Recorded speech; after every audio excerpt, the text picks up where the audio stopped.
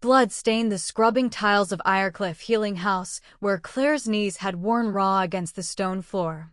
Third shift of the day, and her body had long stopped asking politely for rest. It simply screamed now, low and constant, the way old machinery screams before it gives out entirely. She kept scrubbing anyway. Rent was due tomorrow. Her cupboards held nothing but dust and a half-empty jar of salt.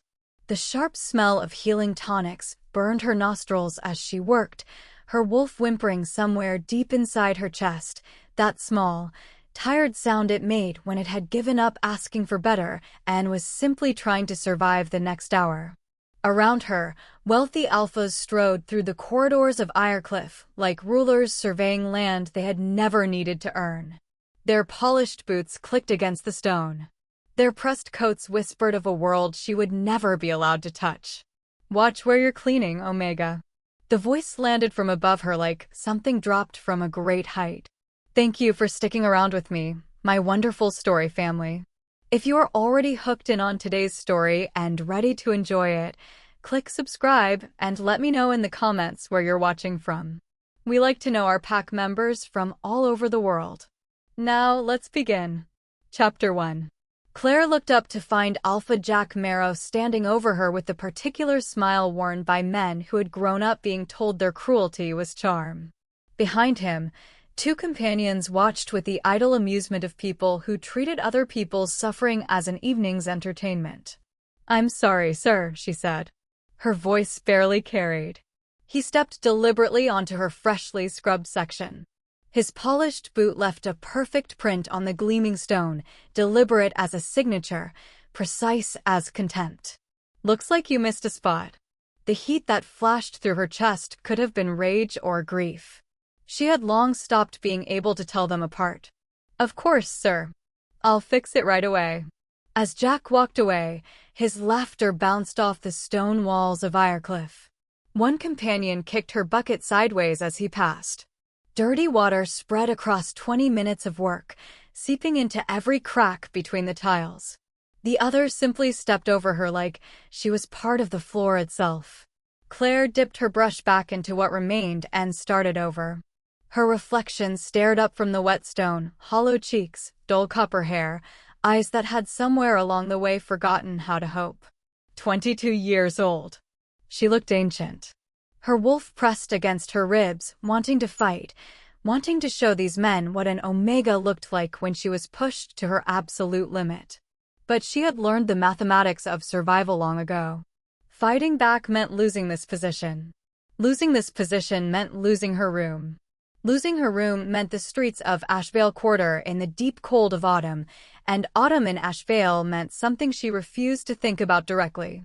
So she scrubbed the floor again. And she swallowed it. Again.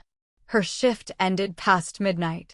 Outside, the wind sliced through her thin coat like it had been sharpened specifically for her. 16 blocks home. Coin car fare she didn't have. The alley shortcut through the back lanes of Ashvale would save her enough copper for bread tomorrow. Her stomach made the decision. She had walked this path 100 nights. Broken lanterns. Overflowing waste barrels. Puddles she had trained herself not to investigate too closely.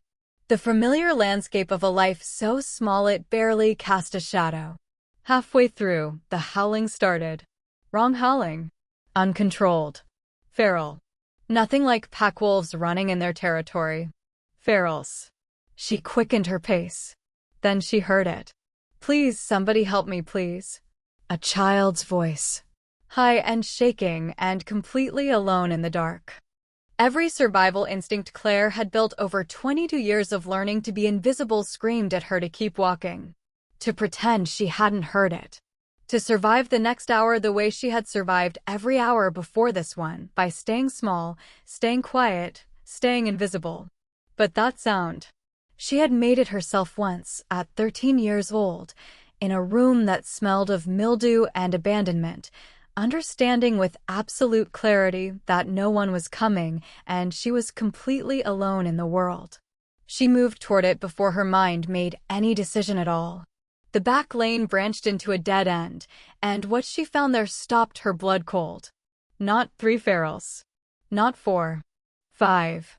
5 massive figures, partially shifted, claws extended from human hands, eyes carrying the vacant wildness of wolves who had gone feral long enough to forget they had ever been anything else. They circled the dead end with the lazy, patient confidence of hunters who had already decided how the night ended. And at the center of their ring, pressed against the crumbling brick wall with nowhere left to go, wearing a white silk gown that cost more than Claire earned in a full season. A little girl, golden hair, 6 years old at most, staring at Claire through the gap between two enormous bodies with an expression that broke something wide open in Claire's chest. Not just terror. Recognition. The child had just understood that someone had heard her calling.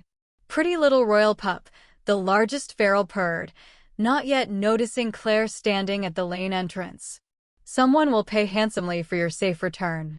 Or, said the one nearest the wall, crouching to the child's level with a grin that showed too many teeth, "We decide she's worth more to us without a return involved."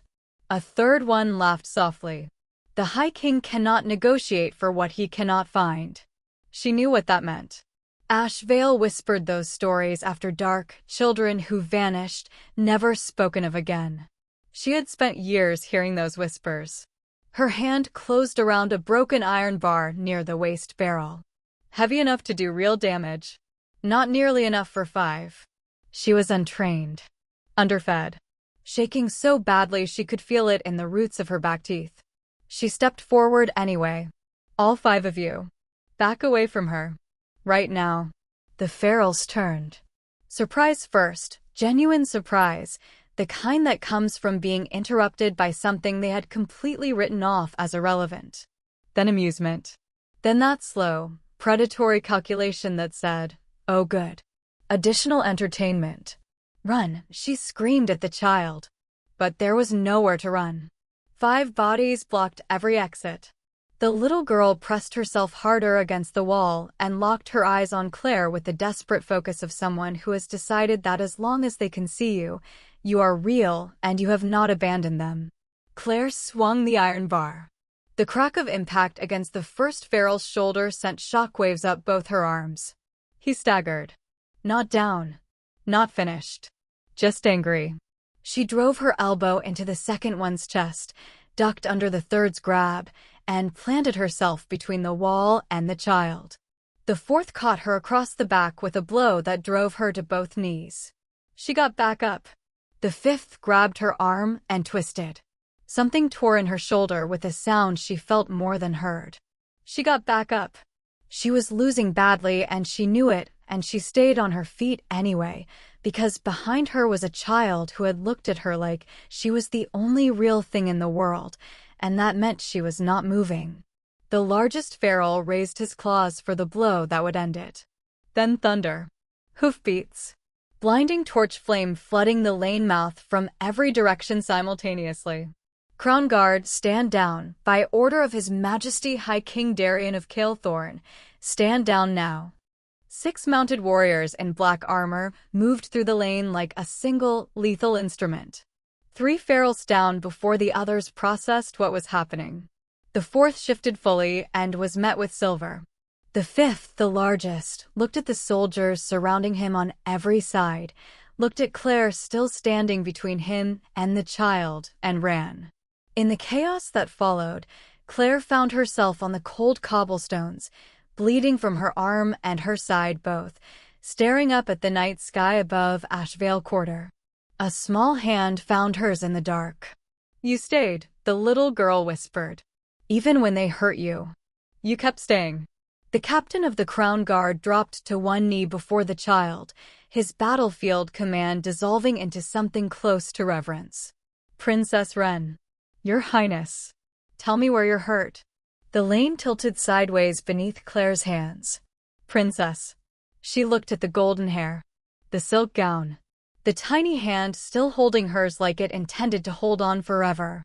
"Princess Wren, the only daughter of High King Darian Westhall, the heir to the entire Calethorn throne." And somewhere in the darkness, hoofbeats were approaching, heavier than the guards, faster, driven by something that had nothing to do with protocol or duty, and Claire looked up at the lane mouth and understood, before she saw his face, that whoever was coming at that speed was not riding as a king. He was riding as a father who had been told his child was in danger. The horse skidded to a stop, and High King Darian Westhall looked down from the saddle at the bleeding Omega on the ground, still holding his daughter's hand, and for one unguarded, entirely unroyal second, he looked like a man who had just watched something terrible almost happen and could not yet fully believe it hadn't. "Who," he said, his voice stripped of everything except the bare weight of the question, "Are you?" Chapter 2. Stonehaven Palace rose out of the darkness like something that had grown rather than been built. Towers and battlements and archways all stacked against the sky with the comfortable authority of a structure that had been standing for 400 years and fully intended to stand for 400 more. Claire pressed her face to the carriage window and watched Ashvile's broken rooflines disappear behind her, replaced by columns of pale stone lit by hanging lanterns that burned steady gold even in the wind. She had cleaned floors in wealthy men's houses. She had never seen anything like this. "You're shaking," said a small voice beside her. Princess Wren had tucked herself against Claire's uninjured side, her torn silk gown traded for a crown guard's riding cloak that swallowed her entirely. Her golden hair was beyond rescue. Her face was still streaked with the evidence of everything she had survived tonight. And she was watching Claire with eyes that were both 6 years old and somehow far older, the eyes of a child who has learned the hard way to pay close attention to the people who show up in the dark. "I'm fine," Claire managed. "You don't have to say that," Wren said quietly. "I say it all the time. It doesn't actually help."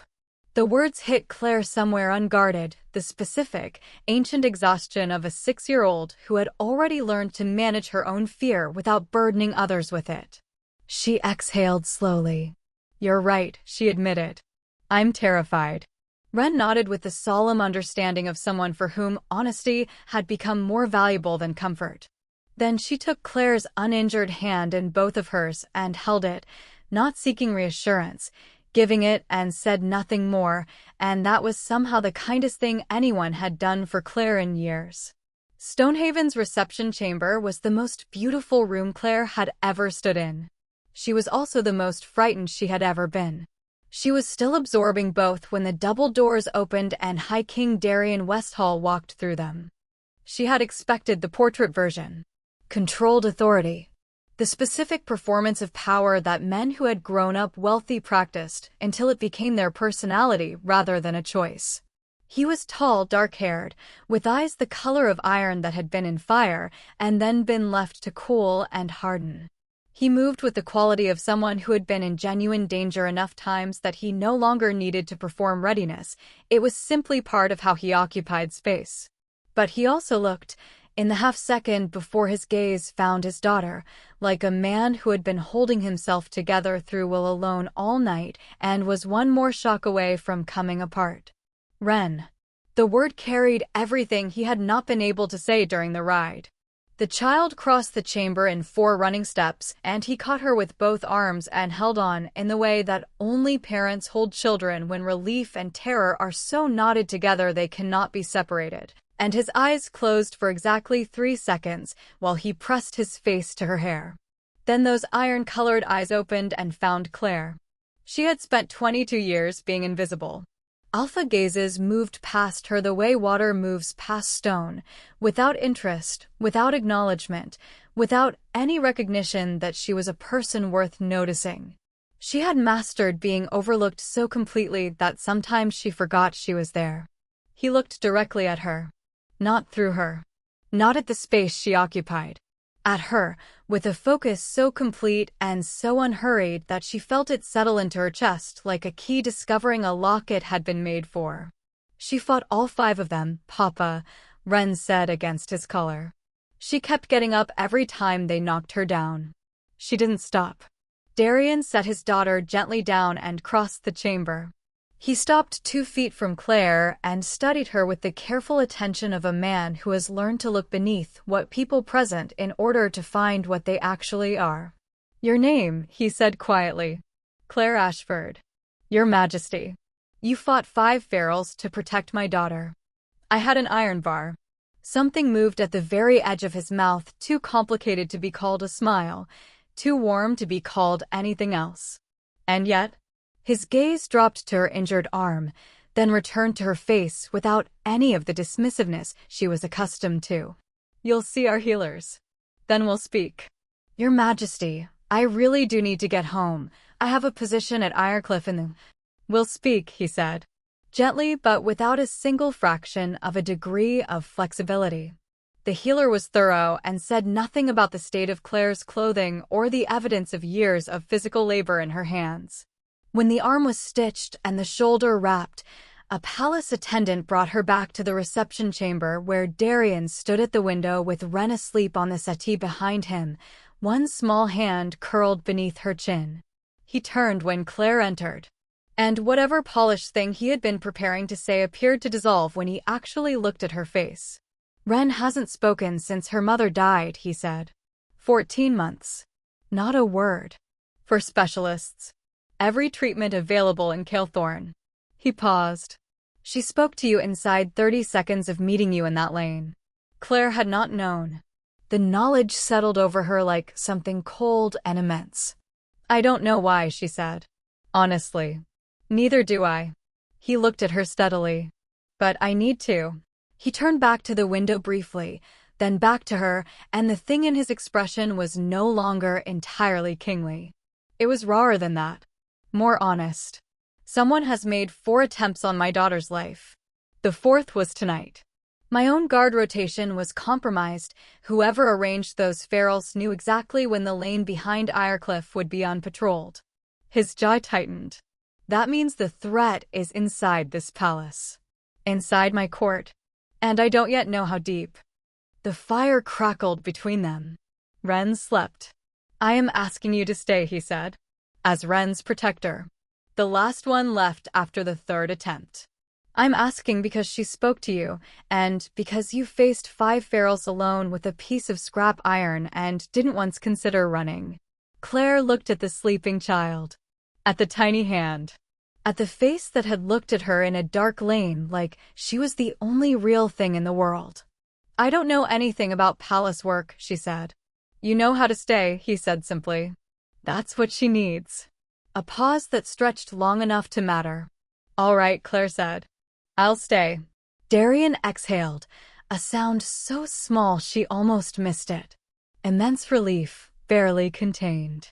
Neither of them noticed the shadow that paused at the corridor window outside. It lingered for 3 full seconds, long enough to see the shape of what had just been decided, and then moved away silently into the deeper dark of Stonehaven's long halls. Chapter 3. The chambers they gave her were larger than every room she had ever lived in combined. A bed with a real frame. A fire that burned without her feeding it. A wardrobe full of clothing she was afraid to touch. Food brought hot to her door while she was still sitting down. She kept expecting someone to knock and tell her the mistake had been discovered and she needed to return to Ashvale immediately.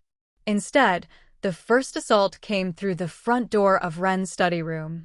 Lady Seraphine Drawle arrived on the 4th morning the way a storm arrives, not with noise, but with a sudden sharp awareness that the pressure in the room had changed. She was extraordinary in the way that weapons are extraordinary, precisely crafted, beautiful to look at, and designed entirely to cause damage.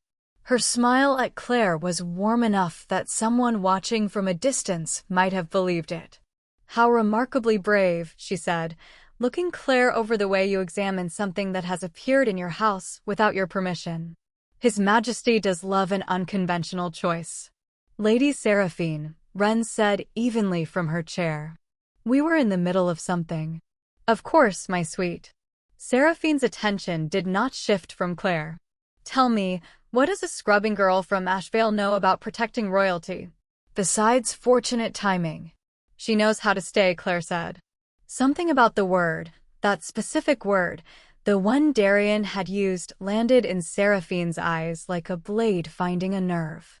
Her smile remained perfect. But underneath it, for one unguarded half-second, Claire saw something that made her wolf go completely, unnaturally still. Not wounded pride. Not jealousy. Something calculated. Patient. Old in the way that long-held plans are old. Then it was gone. Seraphine smiled, kissed the air near Ren's forehead, and swept out trailing perfume and calculated threat. The attacks that followed were less graceful. Ren's history tutor managed 3 days of barely concealed contempt before Claire corrected a falsified date in a primary source and watched his condescension curdle into something more dangerous than disrespect: careful attention. The palace dressmaker stabbed her 4 times during a fitting. Kitchen staff forgot her meals. Attendants gave her directions to locked rooms. She survived it the way she had survived everything: by watching. And the watching was what first showed her the threads. She had tried to dismiss them.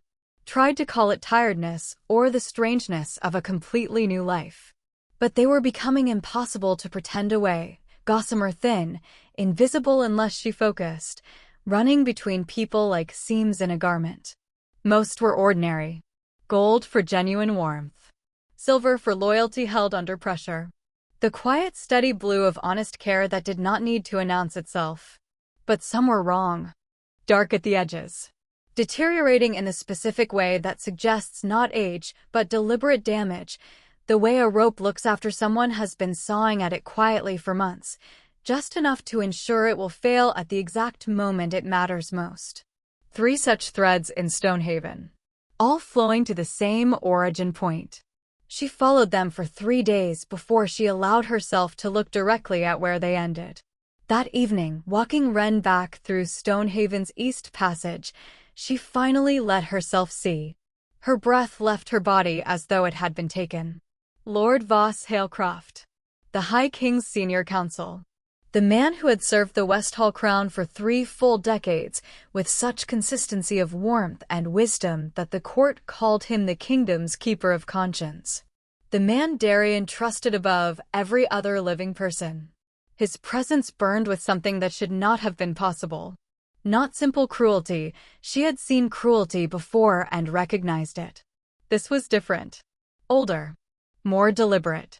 The patient, controlled darkness of someone who has been constructing something for 30 years and has never once needed to rush, because they were always certain of the outcome.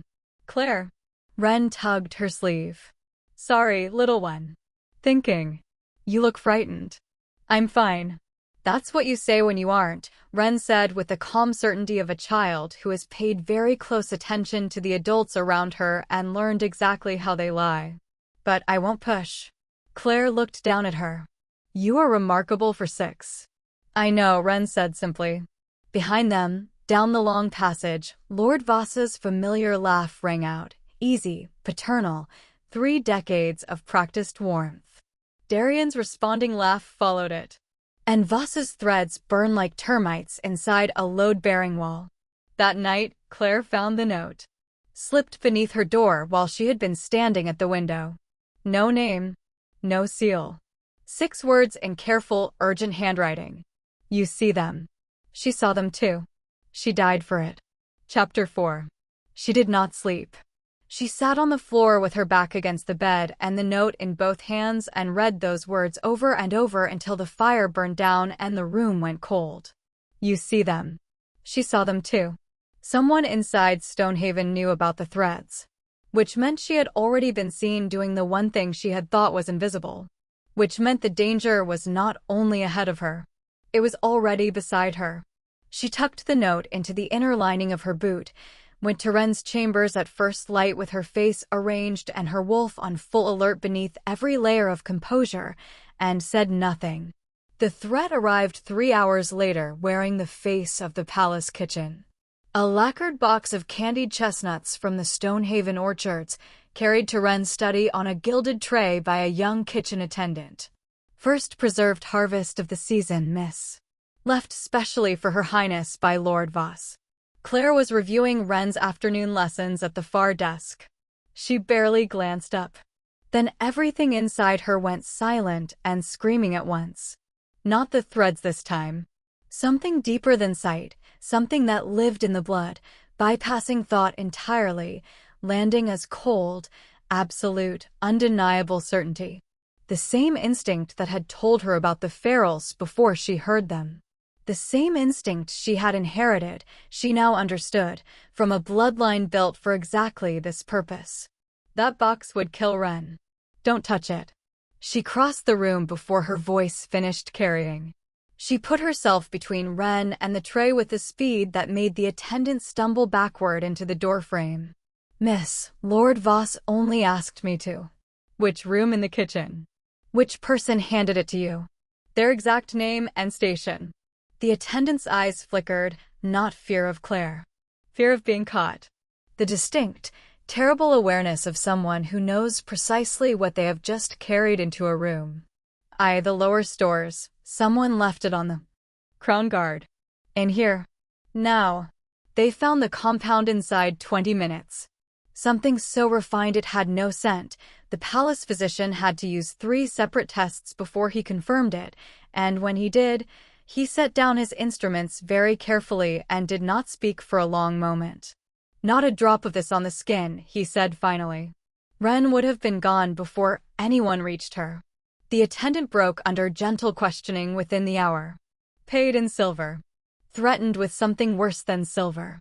A folded instruction delivered to her private quarters by an intermediary who connected, through 2 careful steps, directly to Lord Voss Halecroft's personal staff.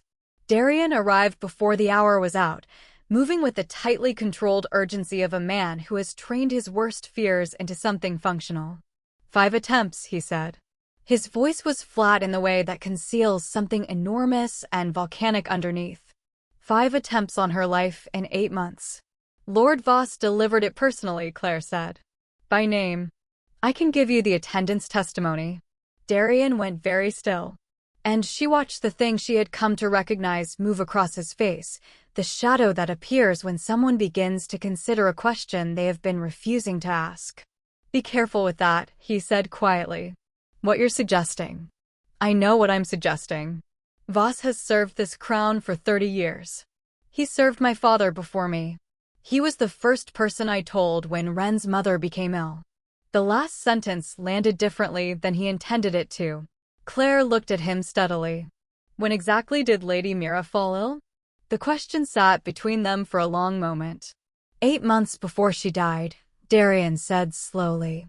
And something shifted in his expression, not an accusation forming, but an extremely unwilling, extremely painful question beginning to take shape in a mind that had been carefully avoiding it. That night, the second note arrived. Same paper. Same handwriting.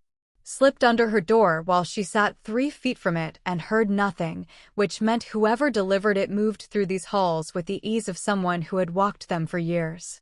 He knows you found it. He moved the timeline up. You have tonight. After tonight you will not be safe. Midnight. Ren's 2nd floor window. Come ready. For hours. She pressed her back against the door and breathed through her nose and made herself think instead of panic. Whoever was sending these notes had access to Stonehaven's private corridors, knowledge of Voss's intentions, and she now understood with a certainty that settled into her bones, knowledge of exactly what she was. They were either her greatest ally in this palace, or the most sophisticated trap she had ever walked toward.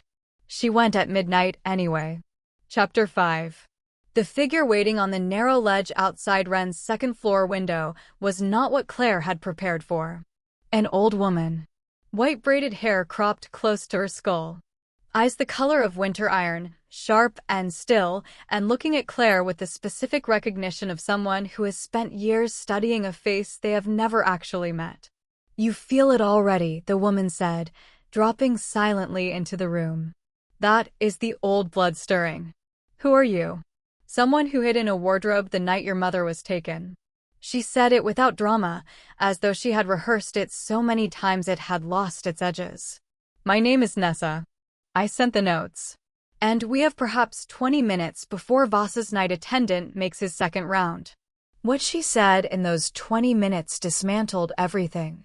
You are not an Omega, Nessa said, standing with her back to Ren's sleeping form with the particular alertness of a woman who has been careful for 20 years and has not survived by accident. You were never classified one honestly. What was done to you at 8 days old was a binding curse, placed by a man who understood with perfect clarity what you would grow into if left to become it. Claire's mouth had gone dry. Your mother was the last blood warden of Kilthorne. Nessa produced a flat leather case from inside her coat, battered, water-stained, secured with a cord she had knotted and reknotted so many times the cord itself had worn grooves into the leather. For 7 generations, the warden line stood beside the royal bloodline, not beneath it. Beside it. Equals in compact and in purpose. They carried the thread sight, the sense read, the ability to see the true nature of anyone they looked at with full attention. They were what stood between the crown and the kind of corruption that moves slowly enough that no one notices it until it is already everywhere. And my mother saw exactly the wrong thread at exactly the wrong moment. Nessa's voice was quiet and precise and grieving in the manner of someone who has carried grief for so long it has become simply part of how they speak. She saw Voss. She understood what he was and what he was building.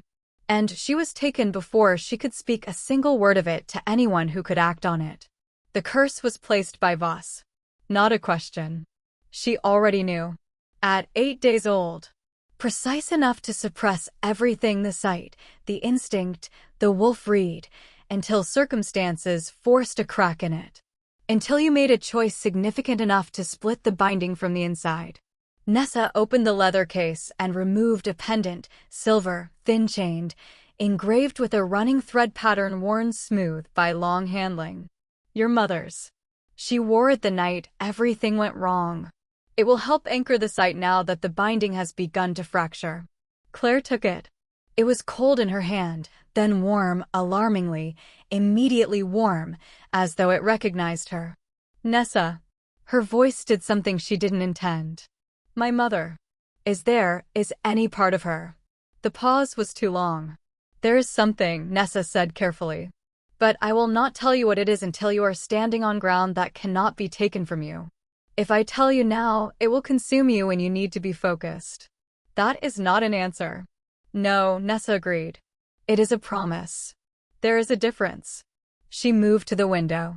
Voss moved the timeline up the moment you intercepted the chestnuts. He now knows 2 things, that his attempt failed, and that whoever stopped it did so through ability he cannot account for through normal means. She paused with one leg already over the sill. He is not going to wait to understand what you are before he removes you. He is going to remove you first and understand afterward. How long do I have? Nessa looked at her with the expression of someone delivering a number they wish were larger. Days, she said. Perhaps less. And she was gone. Claire stood alone in the dark of Wren's sleeping chamber, holding her dead mother's pendant, understanding for the first time in 22 years that she was not nobody from nowhere. She was the last blood warden of Kilthorne. And the man who had destroyed her bloodline was standing 30 feet down the corridor, having breakfast with the king every single morning, and had been building something inside these walls for 30 years, while everyone who might have stopped him slept soundly and called him trustworthy. And he already knew she was here. The pendant blazed warm against her palm. Somewhere in the palace below, a door closed quietly. Chapter 6. It came 2 nights later. Not 1. Voss was too careful to be rushed by anger.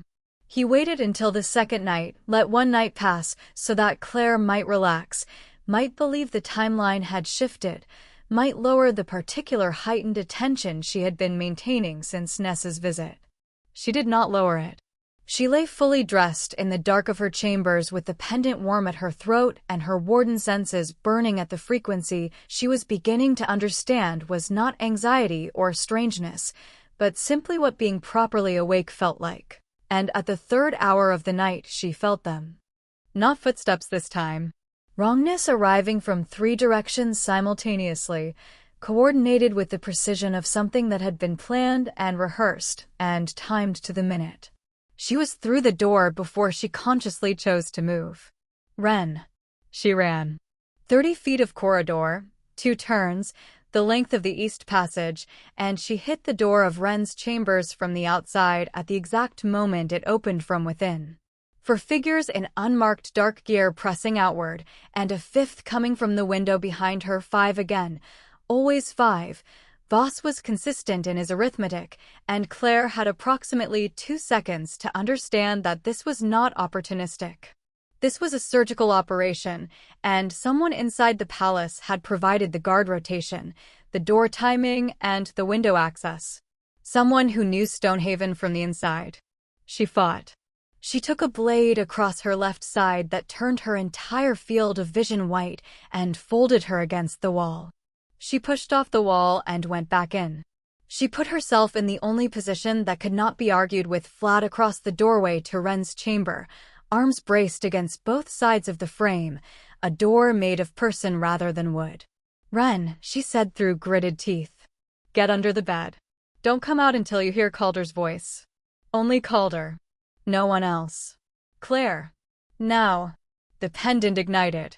Not the way a lantern ignites, slowly, controllably. The way lightning ignites. All at once and without permission, and with the specific ferocity of something that has been contained far beyond what it was meant to tolerate. The warden light came through every crack in the old binding simultaneously. It was not warm like the night in the alley. It was not merely clarifying. It was revealing the deep, terrible light of a thing that has been locked in darkness for 22 years, finally having enough room to become what it actually was. Every thread in the corridor blazed visible. Every shadow resolved into a face. Every dark connection running through the walls of Stonehaven Palace blazed, mapped and burning and impossible to look away from. And Claire saw something she had not seen before. Running from each of the 5 attackers, not to Voss, but through him, past him, to something further. Something higher. A thread so dark it was almost without color, running deeper into the palace than she had looked before. She had no time to follow it. The first attacker hit the floor. The second.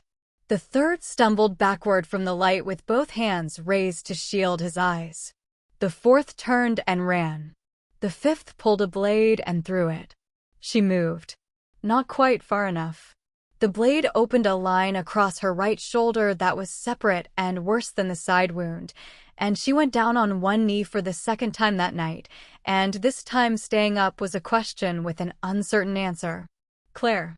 Captain Calder arrived with the Crown Guard at a dead run, taking in the corridor scene in a single sweep and moving through it like water through a broken dam, efficient and completely without hesitation.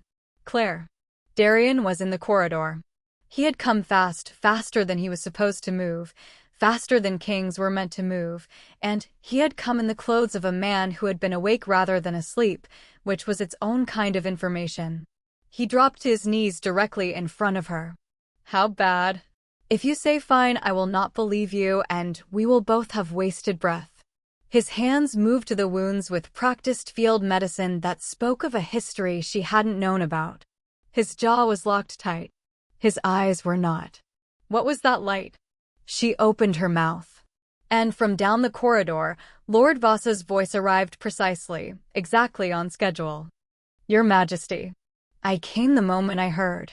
His face, as he appeared in the corridor, was a masterwork of worried concern, eyebrows slightly raised, hand pressed briefly to his chest, relief performed at exactly the right frequency. "Is Princess Wren safe? Is everyone?" He stopped. His eyes found Claire's. And in his threads, blazing exposed in the aftermath of her light, impossible to hide, she saw something that her warden sight translated with cold and absolute clarity. Not alarm that his attempt had failed. Calculation. Specifically, the calculation of a man who has just seen something he did not expect and is already, in real time, rearranging his approach to account for it. He knew the binding had broken entirely. He knew what she was. And his threads told her something else, something that sent cold water through her all the way to her bones. He was not frightened. He was interested. "You are more than I prepared for," his expression said, with something that was almost academic delight. "How wonderful. Let me find out exactly what that means before I remove you." "Your Majesty," Voss said gently, his eyes still on Claire. Perhaps now is the time to have an honest conversation about who, precisely, is producing unexplained supernatural phenomena inside the palace walls. And why? Darian looked at Voss, then at Claire. And for the first time, she saw something flicker in Darian's iron-colored eyes that was not simple concern. It was the shadow of a question he wasn't sure he wanted answered. Chapter 7. She woke in the palace healer's suite to morning light and the sound of Wren reading. And the lanternfish, the child was saying, with the careful seriousness she brought to everything she considered important, makes its own light so that nothing in the dark can approach without being seen. It is never surprised. I want to be a lanternfish, Claire said. Her voice came out rougher than she intended. Wren looked up. Something enormous moved across her face, relief, fear, relief again, all of it immediately compressed behind a dignity that a 6-year-old should not have needed to develop. You were asleep for 2 days, she said. How is your father? Worried. He didn't leave the chair. Claire turned her head. Darian was in the chair beside the bed, still wearing the same clothes, head tilted back against the wall, asleep in the way of someone who sat down for a moment and simply did not have enough left to get back up. His crown was on the small table beside him, set down with intention rather than carelessness, the way you set down something you have been carrying too long. Without it, without the architecture of kingship around him, he looked like what he was underneath all of that, a man who had been carrying something enormous entirely alone for a very long time and had, just for this one unguarded moment, put it down. She looked at his threads. Gold. Deep and fierce and running toward her with a warmth so unambiguous that it made something in her chest go complicated and entirely silent at once. She looked away before he woke. Captain Calder came in the afternoon, quietly, and laid a folded document on the blanket beside her hand. Voss's accusation has been formally entered into the court record, he said. Unexplained supernatural activity. Unvetted individual in proximity to the heir. 3 council members have signed it. He moved fast. He had the document prepared before the attack. Probably before the chestnuts. Calder met her eyes with the particular directness of a man who has decided to trust someone and intends to be useful about it. The financial trail from the attack. I traced it. 11 years of a private account in the Halecroft family name. 11 years. Long enough, Claire said slowly, to fund an illness. Calder did not look away. Lady Mira began declining approximately 11 years into Voss's tenure as senior counsel. The room was very quiet. He arranged it, she said. He arranged her death. I believe so. I cannot yet prove it to a court's satisfaction. He paused. There is something else. The 4th attacker, the one who ran. We found him before Voss's people did. He produced a second document. The attempts on Princess Wren were never the primary operation. She looked up sharply. Every attack was constructed to force your warden abilities to surface in a context that could be used against you, Calder said. Voss knew what you were before you did. Nessa believes he has known since you were placed in Ashvale. He has been waiting for 22 years for you to surface, and he needed you to surface in a way that looked like a threat, not a protection. The cold of it moved through her slowly. He wasn't trying to kill Wren, she said. Not primarily. Wren was the instrument. You were always the target. Then everything, the ferals, the chestnuts, the attack.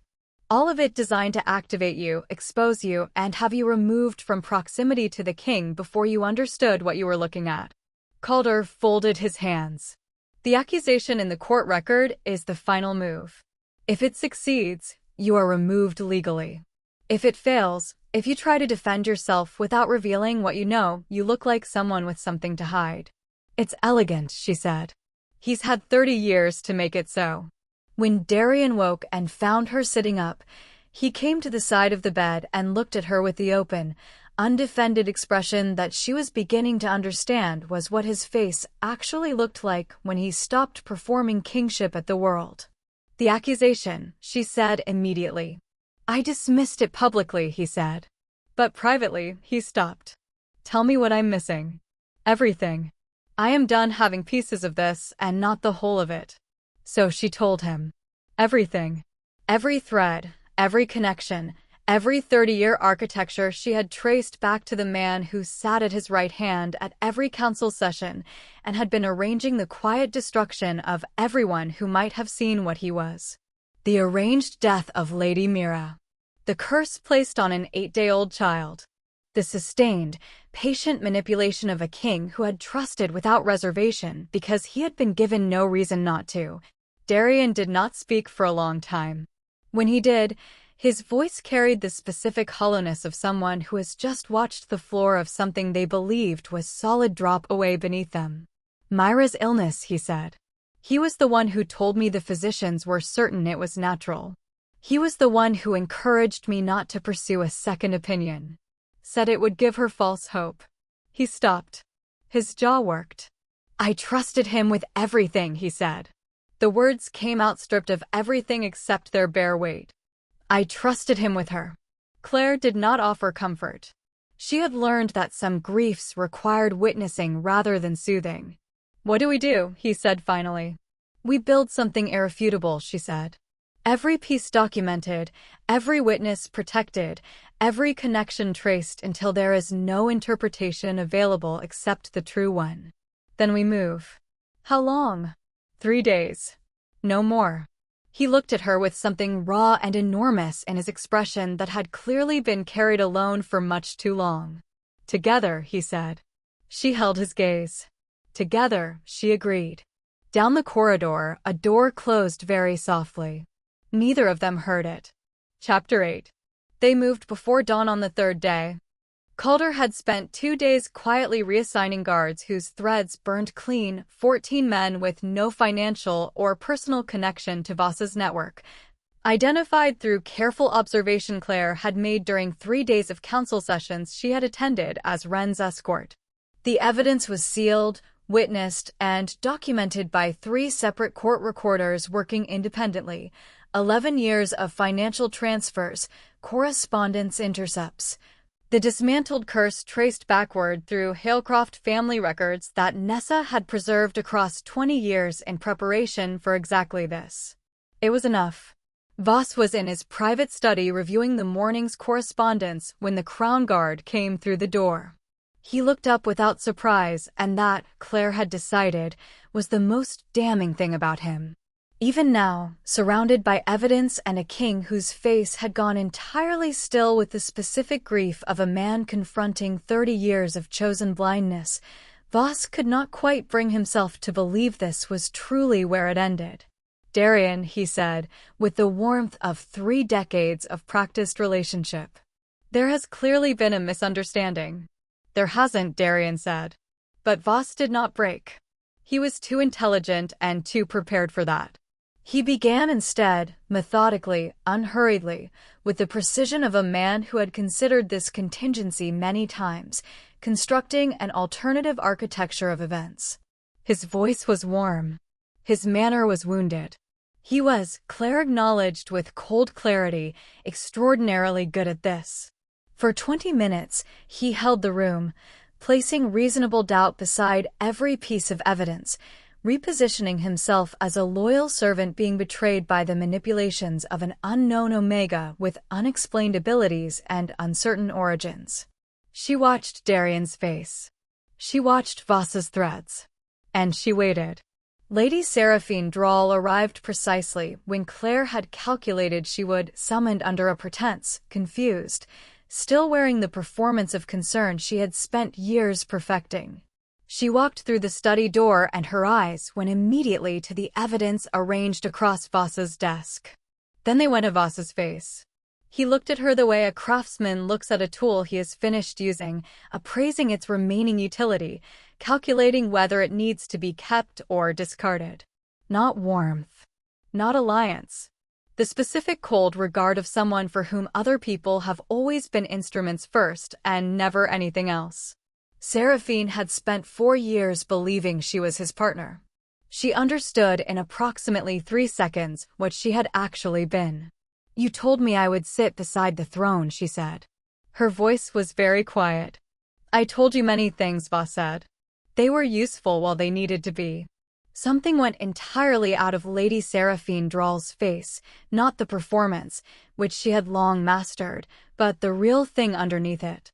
The genuine, devastating wound of someone who built everything on a foundation just revealed as someone else's construction, for someone else's purpose, with her as the material rather than the architect.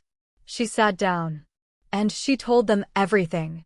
30 years of careful, patient construction. Lady Myra's arranged decline, not poison, but something more refined, a compound that accelerated a minor natural condition into something fatal over 18 months, added to her evening tonic by a healer who had been paid and then quietly removed from the kingdom before anyone thought to ask him questions. The attacks on Ren designed not to kill but to surface and expose the Blood Warden before she could become Vasa's primary obstacle. Seraphine positioned as the promised reward, the future queen, her genuine ambition exploited and her real feelings weaponized to ensure her loyalty and her blindness in equal measure. And at the very beginning, the night a Blood Warden named Alara had looked at Vasa's threads in a palace corridor and understood with complete clarity what she was seeing, and had been taken before she could speak a word of it to anyone. "My mother," Claire said. She kept her voice level through Will alone. "What happened to her?" Voss looked at her with the calculation of a man assessing whether a specific piece of information retains any negotiating value. "She didn't die," he said. The room stopped. Every person in it. Every sound. The fire in the grate seemed to pause. "I arranged imprisonment instead," Voss said. "A living warden is leverage. A dead one is just a warning. I preferred leverage." He allowed himself a small, warm smile, the warm smile that had served him for 30 years. "I know exactly where she is. I will tell you. In exchange for..." "In exchange for nothing," Calder said, with a flatness that left no space for anything. "You will tell us, because the alternative becomes very uncomfortable very quickly." The smile disappeared. Voss told them. Coldreach Tower. Northern Ridge. 3rd sublevel.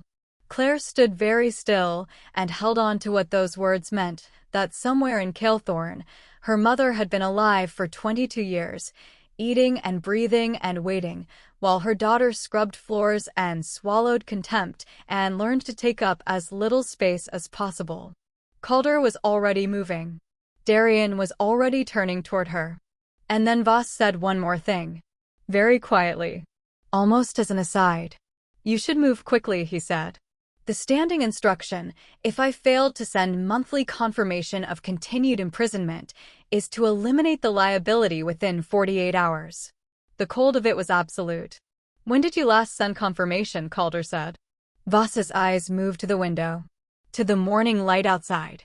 "The day before yesterday," he said. Chapter 9. They were writing before the arrest documentation was complete. Darian did not wait for protocol. He did not wait for formal clearance or council approval or the standard security assessment that the court's procedures required before a monarch left the capital. He was in the palace courtyard and mounted within 8 minutes of Voss's words, with Claire beside him and Calder and 14 guards behind them, riding out of Stonehaven's gates at a pace that made the morning watch scramble clear of the road. Coldreach Tower was 5 hours northeast. They covered it in 3.5. The ridge road was brutal, narrow, high, cutting through moorland that smelled of frost and old stone and the particular sharpness of altitude. Claire rode with the pendant blazing against her sternum, her warden sight open, and tracking the thread that pulled at her like a current beneath deep water. Not gold. Not silver. Something older.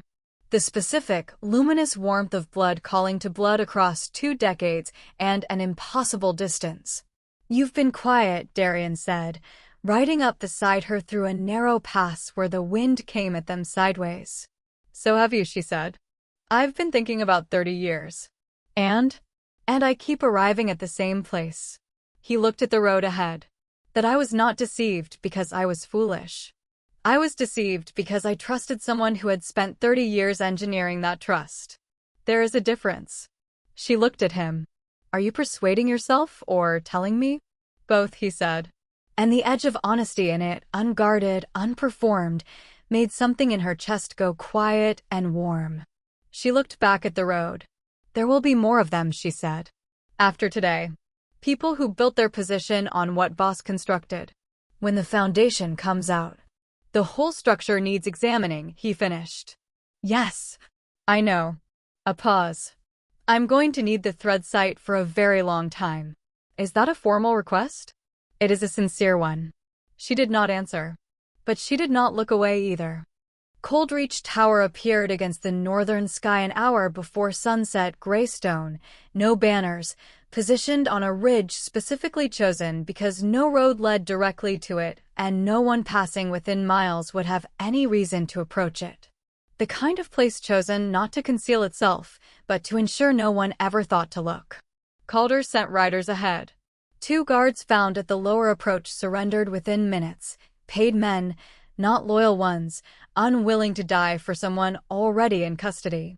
The tower's interior was cold and utilitarian. Storage. Record rooms. Locked cellars.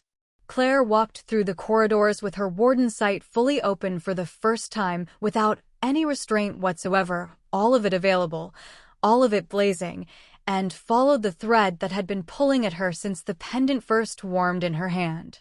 It led her down 2 levels, around a corner, to a door at the end of a narrow passage. 3 locks. Calder took the outer 2. The third, older, sealed with something that hummed at the edge of hearing, dissolved the moment Claire pressed her palm flat against the iron and the pendant flared white. The door opened. The room was small. 1 lantern. Bookshelves built from salvaged wood. A piece of needlework on a chair. A cup of tea gone cold on a table. And sitting on the edge of a narrow cot, completely still, with her hands folded in her lap and her eyes fixed on the door with the expression of someone who has been listening to footsteps approach for a long time and has learned not to assume anything about what those footsteps mean. A woman with Claire's cheekbones. Claire's hands.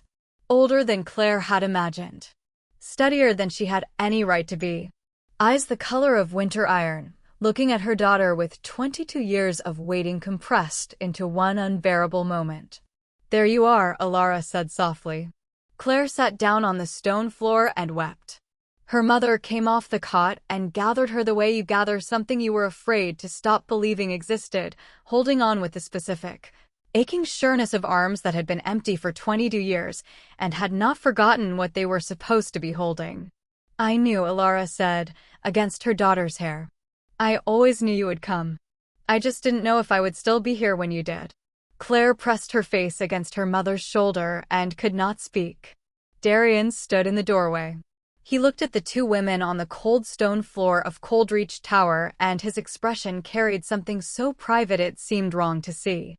He stepped back, pulled the door almost closed, and stayed on the other side of it, standing guard in the corridor because it was the only gift available to him, and he intended to give it in full.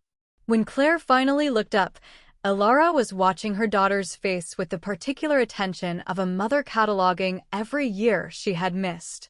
He told me you had been classified, Alara said. I knew it was a binding. I knew you would fracture it eventually. The bloodline always finds a way through. 22 years, Claire said. I know. No accusation in it. Only grief, and beneath the grief something that had been burning quietly and had not gone out. But you're here. And he is in custody.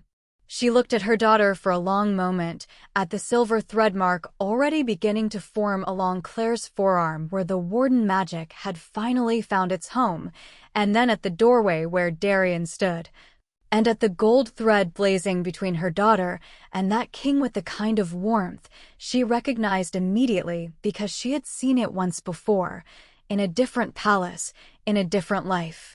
He loves you, Alara said quietly. His thread says so louder than anything I have seen in a very long time. Claire did not answer, but she looked at the doorway, and the pendant burned warm against her chest. Chapter 10. The trial of Lord Voss Halecroft lasted 6 days, and left the court of Calethorn so silent between verdicts that you could hear the candles burning. On the 7th day, The chief magistrate read the findings in a voice that carried to every corner of Stonehaven's great chamber and beyond it, through open windows, into the city below where people had gathered in the streets since before dawn to hear what the kingdom had decided. Guilty of high treason. Guilty of the arranged death of Lady Mira Westhall. Guilty of conspiracy against the royal heir. Guilty of the unlawful imprisonment and magical suppression of the last blood warden of Kilthorne. The chamber did not erupt. It exhaled, slowly, collectively, the particular sound a kingdom makes when it has been holding its breath for 30 years and has finally been given permission to stop. Elara was seated beside Claire when the verdict was read. She did not speak. She simply reached over and took her daughter's hand and held it with the steady grip of a woman who has survived everything thrown at her and intends to go on surviving, and Claire held back just as hard. Ren sat on Claire's other side, pressed against her arm, pretending she was not crying by keeping her eyes directed sternly at the ceiling. She was not fooling anyone. Claire pressed a kiss to the top of her golden head and said nothing because nothing was needed. The aftermath came in waves. First came the council restructuring 3 days of careful work that Darian and Claire did together at a table covered in documents, identifying every thread she could trace, every financial connection Calder could document, every position that needed examining and rebuilding from a foundation that had not been built by Voss. It was not the kind of work that appeared in histories. It was the slow, unglamorous labor of repair, and they did it side by side with their shoulders nearly touching and a pot of tea going cold between them, and it was the most honest thing Claire had ever been part of. Then came the questions from the other courts. 6 kingdoms. 5 of them without active warden compacts. She had not forgotten what Nessa told her, what Voss had been part of, the network that stretched beyond one palace and one man, and when the first formal inquiry arrived from the court of Valdenmere, followed within a week by letters from 3 others, she spread them on the table and looked at Darian. "This is larger than Kilthorne," she said. "I know," he said. "We address it as Kilthorne first. Then we address it as something larger. That will take years." "Yes," he said. "It will." He looked at her steadily. "I'm not in a hurry." She looked at the letters. Then at him. "Neither am I," she said. The Blood Warden Compact ceremony was held 3 weeks after the trial, in Stonehaven's great hall under an autumn sky that came through every window gold and clear and completely indifferent to the significance of what was happening below it. Elara stood at her daughter's side when the ancient compact was formally renewed. The moment was not what Claire had expected. She had expected something momentous and large. What happened instead was quiet, a silver thread of light that traced itself along her forearm as though it had been waiting patiently for exactly this and was simply coming home, settling into the skin with a warmth that spread outward and did not stop, reaching her chest, her throat, the backs of her eyes. Not power. Not ceremony. Recognition. 7 generations of Blood Wardens recognizing the 8th. The compact recognizing the crown that had kept its sight of it. The light recognizing the person it had been looking for through 22 years of deliberate suppression. "You are what you were always supposed to be," it said, in a language that had no words. "You are finally here." Claire pressed the back of her free hand to her mouth and breathed through it until she could see clearly again. Elara's hand found her shoulder. "There you are," her mother said softly, the same words she had spoken in a cold stone room at the end of a rescue they had both waited 22 years to complete. But they meant something different now. Wider. Something that looked forward rather than backward. "There you are. Finally. At last." The court historian announced the words, "The compact is restored, the position is filled, the long suspension is ended," and the hall broke into something that was not applause exactly but more like a collective release of held breath. The sound of 100 people exhaling at once. Ren, seated in the front row with a very straight back and an expression of ferocious, tearful composure, stood up from her chair and walked directly to Claire without waiting for any instruction, and wrapped both arms around her middle and held on without saying anything. Claire held her back.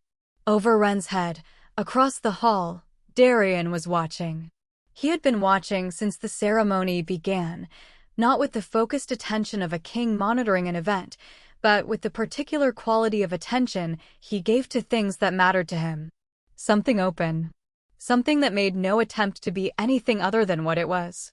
He was not performing anything. He was simply looking at her. Later, when the celebration had been going for hours and the hall had grown warm and loud and full of the specific, joyful chaos of a kingdom that has survived something terrible and knows it, Ilara found herself deep in conversation with Calder in a corner about everything that still needed changing. Nessa had arrived sometime during the evening. No one had seen her come in, which was exactly how she had always operated, and sat with Ilara and Calder with the manner of someone who has been waiting a long time to have this specific conversation in this specific setting and intends to make the most of it. Ren had fallen asleep in her chair with the boneless, complete dignity of a child who has had a day so large and so entirely sufficient that her body simply decided it was over and closed its eyes without asking permission. The hall was warm. The candles burned long. Outside, Ashvale Quarters lights glittered below the palace walls, all that broken, stubborn, improbable light that had burned through poverty and contempt and deliberate invisibility and still refused, at the end of every night, to go dark. Claire stood at the window and looked at it. She heard him before she saw him, the specific quality of his footsteps, unhurried and direct, that she had learned to recognize as distinctly his in the weeks of working side by side. He came to stand beside her at the window and their shoulders touched, and he didn't say anything immediately, and neither did she. They stood in the warmth of the hall with the cold autumn outside pressing at the glass, and below them the city burned with its quiet, improbable light. "I have been thinking," Darian said finally, "about what I want to say to you. I've been thinking about it for several weeks. Have you arrived anywhere?" "Several times," he said. "And then I talked myself back out of it." She looked at him sideways. "Why?" "Because you are the blood warden of Calethorn, and this is the night of your compact ceremony, and there is an appropriate time for everything, and I have been trying to identify it." He paused. "I have decided there is no appropriate time. There is only the time you are standing in." She turned to face him. The candlelight from the hall caught the gold in his threads, and she could see them blazing warm and utterly certain, running between them with the specific warmth of something that had been true for a long time before either of them put a name to it. "Then say it," she said. He looked at her with everything undefended. No performance. No careful kingly distance. Just the man underneath all of that, who had ridden to Coldreach at a dead run and stood in a corridor all night so a mother and daughter could find each other, who had sat in a chair for 2 days rather than leave a bedside, who had asked what do we do instead of what do I do from the moment she told him the truth. "I love you," he said. "Not the warden. Not the person who saved my daughter, or the person who saw what I couldn't see, or the person who makes the court function better than it has in 30 years. He took both her hands. "You, the person who walked into a dark lane because a child was calling and didn't stop even when they were breaking her. Who sat with Ren and gave her back her voice. Who looked at every exhausted, grief-worn, betrayed part of what I am and did not once suggest I should be something easier." Claire was not crying. She was simply having some difficulty seeing clearly. "I've spent 22 years," she said, "learning not to need anything from anyone. Learning to take up as little space as possible." She looked at him steadily. "I am still learning how to stop." "I know," he said. "I'm not asking you to have stopped already. I'm asking if I can stand beside you while you do." She looked at him for a long moment, at the gold thread blazing between them, warm and entirely certain and in no hurry whatsoever. "Yes," she said simply. He laughed, surprised entirely out of him, real and warm, and pulled her close, and she pressed her face against his shoulder and felt the specific, unprecedented thing that happens when you have spent your entire life learning to be invisible and someone holds onto you like you are the most visible thing they have ever seen. She let herself be held. For the first time in 22 years, she did not make herself smaller to make it easier. Across the hall, Alara looked up from her conversation and found her daughter's face. She went very still for a moment. Her eyes filled with something she did not try to contain. Then she smiled. Not the careful, managed smile of a woman who has survived 22 years in a cold room by controlling everything she allowed herself to feel. The other kind. The kind that comes from the very deepest part of a person when something they were afraid to stop believing in finally, completely, without reservation becomes real. Nessa noticed and looked across the hall, and she smiled too, a small, private smile, the smile of someone who has been keeping a secret for a very long time and has finally been permitted to set it down. Ren slept on, undisturbed and perfectly content, one small hand curled under her chin, as though she had always known this was how the night would end and had simply been waiting for the adults to catch up.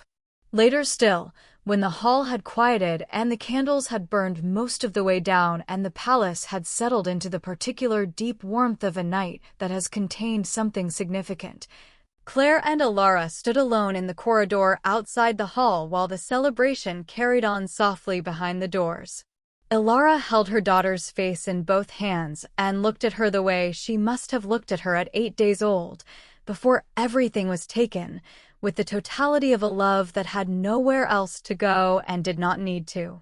"I am so proud of you," she said. "Not because of tonight. Not because of the compact or the court or the 30 years you helped dismantle." She smoothed a piece of copper hair back from Claire's face. "I am proud of you because you walked into a dark lane for a frightened child when every reasonable instinct said keep walking. Because you got back up every single time. Because you loved people fiercely and without permission and without any guarantee they would love you back." Her voice broke on the last word, just slightly, and she breathed through it. "Your father would have been so proud," she said. "He would have been absolutely insufferable about it." Claire laughed, surprised, watery, helpless, and Alara laughed with her, and they leaned their heads together in the quiet corridor outside the hall and laughed until it became something that was also crying, and then became neither. The way some things do when they contain too much to be any one thing cleanly. "What happens now?" Claire asked, when she could speak again. Alara looked at her daughter, at the silver mark on her forearm, at the pendant warm at her throat, at the gold thread still running from the hall behind them with unmistakable warmth and unmistakable certainty. "Now," she said, "you live it." The morning after the ceremony, Claire stood at Stonehaven's highest window and watched the sun come up over Calethorn. Ashvale Quarter was below her, all that broken, stubborn, improbable light now golden in the dawn. The buildings that had seemed only gray and crumbling from the inside, revealing their full complexity in the morning, the color of old stone in sunlight, the green of gardens squeezed between buildings, the particular way that places where people have survived difficulty tend to look when the light hits them right, not defeated but deeply, quietly, indestructibly alive. She thought about a scrubbing brush on a cold floor. About a boot leaving a deliberate print on 20 minutes of work. About 16 blocks and no coin car fare and the particular arithmetic of a life, designed to keep you exactly small enough to be forgotten. She thought about a dark lane and a broken iron bar and 5 ferals and a child's voice. She thought about what it had cost to stay when every reasonable part of her was screaming to keep walking. She thought about what it had given back. "You're up early," Darian said from the doorway behind her. "I didn't want to miss it," she said. He came to stand beside her. Their shoulders touched. The sun continued its steady, indifferent, magnificent rise over a kingdom that was still broken in many places and was going to take years to fully mend, and would need the thread sight and the compact and 2 people working side by side and the stubbornness of a child who had kept reading about lanternfish until the adults in her life finally started behaving like them. "Any regrets?" he asked. She thought about it honestly.